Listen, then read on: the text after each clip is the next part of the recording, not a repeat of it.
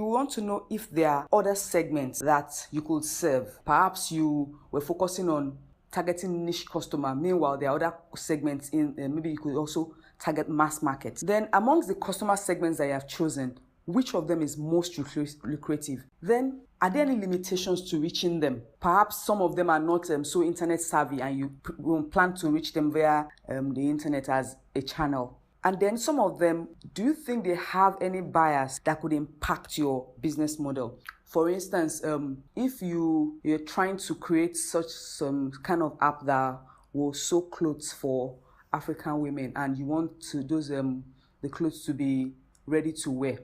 I mean, if you are into tailoring service and you're just creating something of that nature, you need to consider the fact that a lot of African women use they prefer bespoke services because of the culture of attending parties, such that you have the ashwebi that you have to sew to match your particular occasion. So you need to consider if that fact that you need different designs tailored to fit your need or tailored to fit their need, if it would affect your own plan of sewing clothes for people to choose off the rack.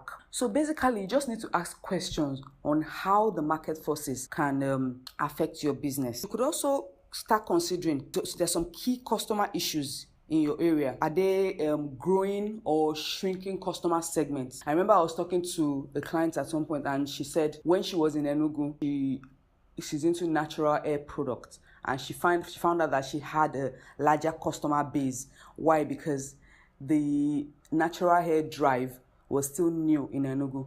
But while she moved to Lagos, she found out that there's still so much competition. There's so much competition in Lagos because there are more active players in the market compared to where she was coming from.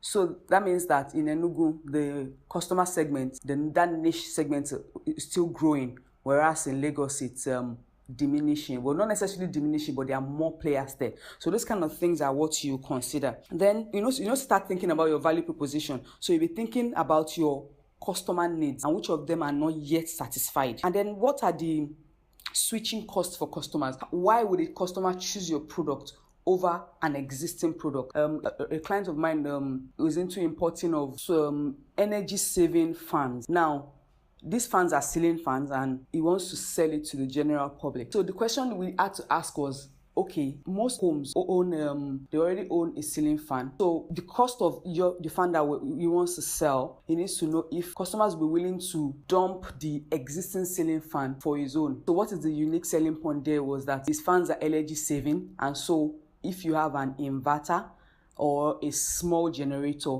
you want a fan that, or generally the fans in your house to use less electricity, just like the white bulbs, the energy saving bulbs that we use. So you need to consider, will the customers be willing to switch easily from the existing product they are using to purchase your own? I mean, is what you're proposing strong enough to make them switch easily? You need to go out and ask customers specific questions.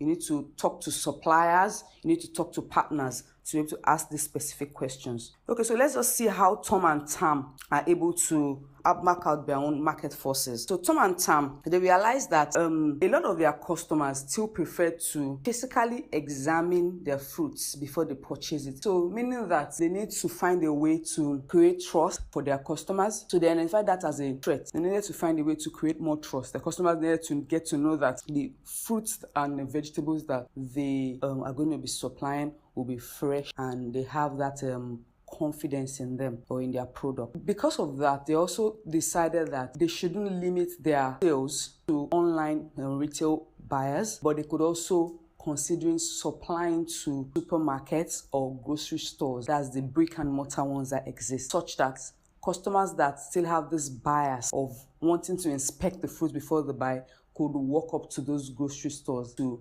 pick it from there. So generally, after you have navigated your environment by talking about the market forces, the next thing you talk about are the key trends in your environment, and we'll talk about that in next lesson.